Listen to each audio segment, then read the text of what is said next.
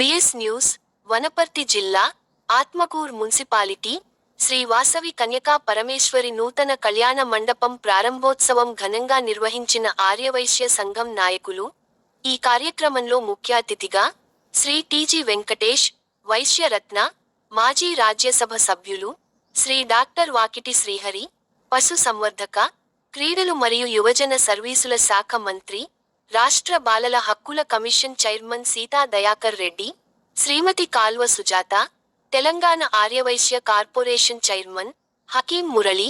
పులి మామిడి రమేష్ శెట్టి, మిడిదొడ్డి శ్యామ్ సుందర్, ఇటుకూరి బుచ్చయ్య, శ్రీ కల్వ రాజయ్య, సూరంపల్లి శివయ్య, రాముని నీలేష్, దోమ శ్రీనివాస్, కౌకుంట్ల బాలేశ్వర్, కట్ట చంద్రశేఖర్, శ్రీమతి నంచర్ల అన్నపూర్ణ,